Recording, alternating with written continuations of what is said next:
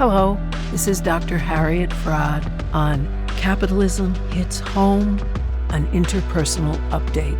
This is a show about the intersection of capitalism, class, and our personal lives. I'm going to talk about the disadvantaged position of African Americans in our society, how it happened, and what can be done about it in a relatively parallel fashion. I'm doing this because of a comment that a listener sent me, and I will read to you that comment. I think your analysis is on point, but it's missing a massive intersection. The intersection of race goes hand in hand with class and capitalism. When we ignore that, we miss a huge connection into the behavior of modern American men. I think of women too, but Black men have had some of the lowest wages and employment for decades, and Black women have always had to work, unlike white women before the 1970s. This decline affects races of men in completely different ways. And I agree and would like to say that white supremacy is certainly as strong a tradition as male supremacy in the United States. There are very many similarities between gender and race in the United States, though they're hardly identical. On January 31st, 1865, the U.S. ratified the 13th Amendment, which abolished slavery in the United States. It provides that, and I quote, "Neither slavery nor involuntary servitude, except as a punishment for a crime whereof the party shall have been duly convicted, shall exist in the United States." That's interesting. Except as a punishment for crime. Black men are 6 times more likely to be incarcerated in jails and prisons than white men. Black women are put in jail twice as much time and twice as often as white women. Their sentences are about 20% longer as well, which allow them to be used as slaves. Just as the civil rights movement was enacted, prison brought people back to slavery, and Black people are disproportionately those enslaved people. Now, first of all, there was formal slavery.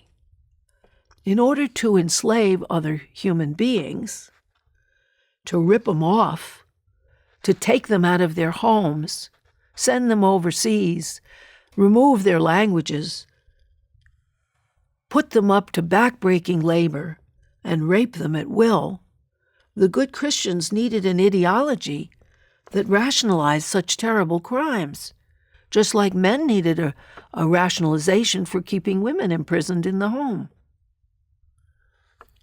From that need for ideology, Black inferiority was born.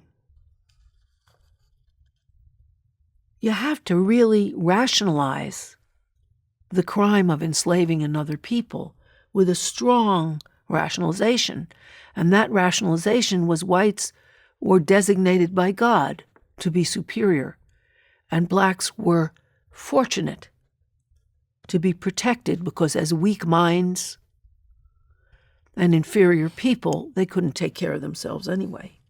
You had to point to something, so you pointed to what are really very small exterior differences, because on the inside we're all the same.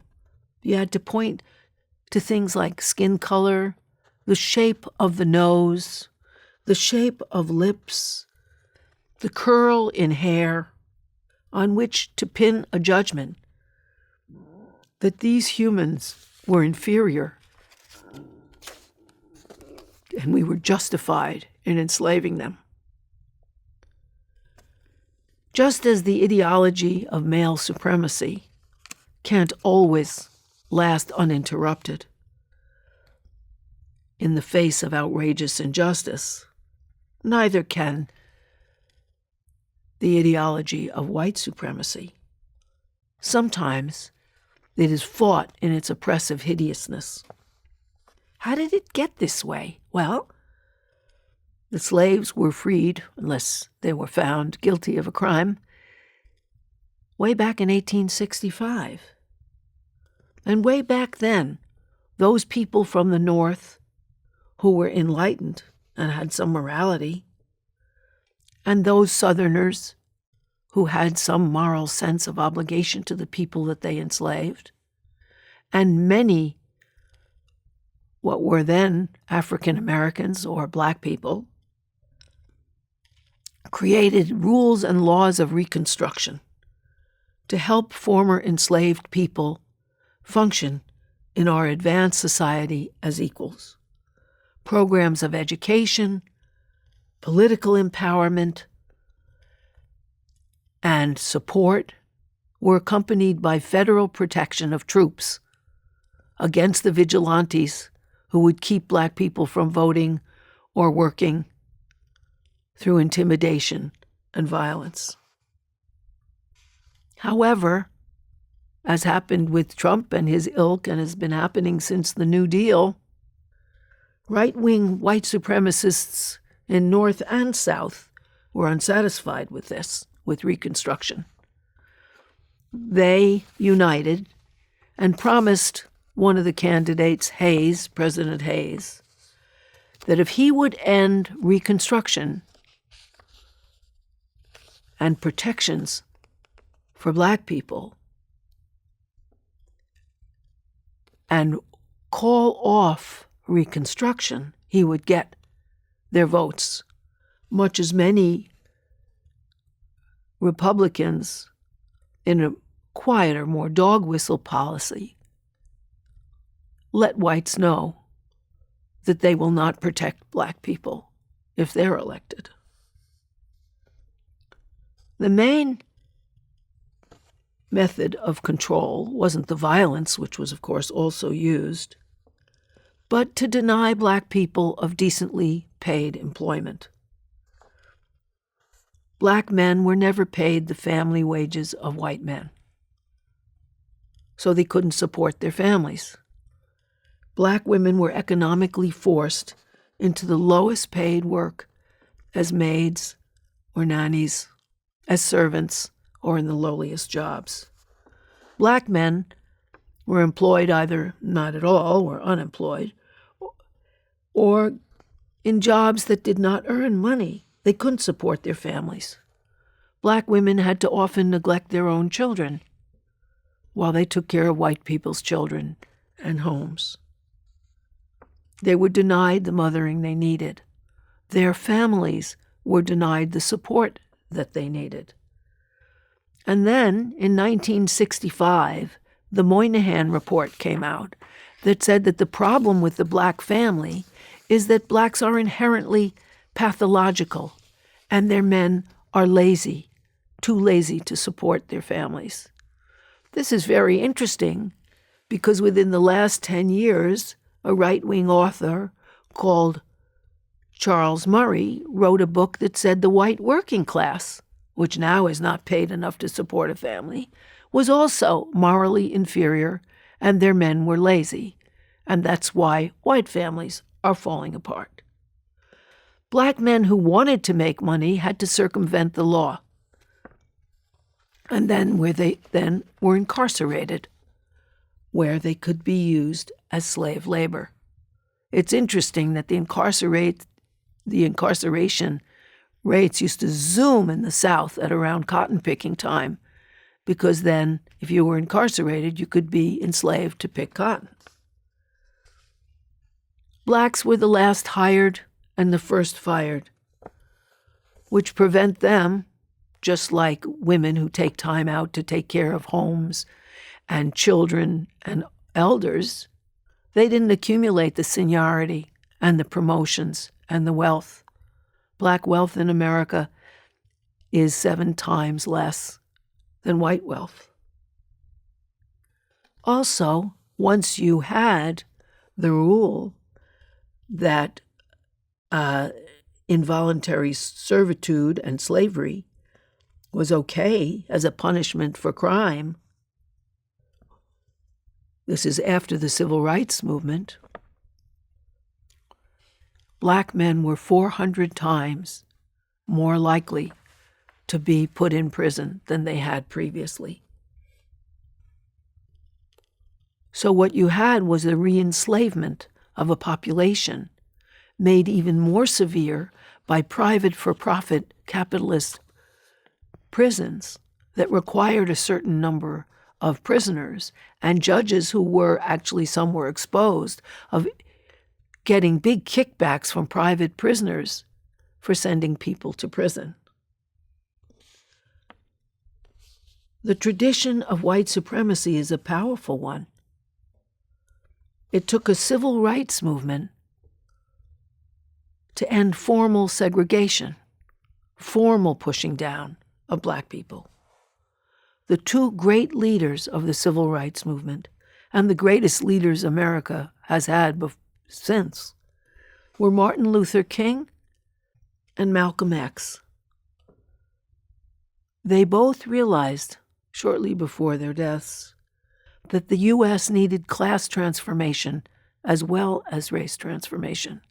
They needed class and race transformation together. They needed a unity of blacks and whites together against war profiteering and capitalism. Martin Luther King spoke powerfully with that message in 1967 and 1968. King was assassinated in 1968. It wasn't so hard to find a white racist to murder Dr. King. When Malcolm X traveled abroad, he changed his ideas of the importance of racial segregation to empower blacks. He noticed the people following him and monitoring him were not the usual Southern racists. They seemed to be from the State Department. And of course, he too was murdered when he came back and advocated race and class unity to transform America. And naturally, it wasn't very hard to find someone within the divisions in the black community to murder Malcolm X. We have to understand that the trajectories of white supremacy and also male supremacy are quite parallel. And that doesn't mean that there aren't black men who are happy to exploit and dominate black women, because that's a privilege that men have. Just like poor whites are often ready to discriminate against black people because at least they could feel superior to someone. And that's why white bosses often try to segregate and antagonize whites and blacks and men and women from one another, because working class unity is needed to make change and raise salaries and benefits. White supremacy and male supremacy are fed by Donald Trump, who represents the interests of the 1% against the 99%. And although white supremacy and male supremacy have slightly different histories, and black women have different histories from white women in that they were particularly sexually exploited and also economically exploited, but also independent, much more independent because they had to earn their own money. Those kinds of bias against one another, those biases, allow the 1% to continue and the 99% to be divided and not fight together for the kind of class, race, and gender transformation that America needs to be a truly egalitarian country where everyone does have a chance, where we are equal beings, not equals within a system of increasing inequality, but equals. So we need to unite, women and men, blacks, whites, browns, to understand one another and create a powerful movement, because that alone can transform America. Thank you for listening. This episode has been brought to you by Democracy at Work. Please support our work. Visit our website at democracyatwork.info.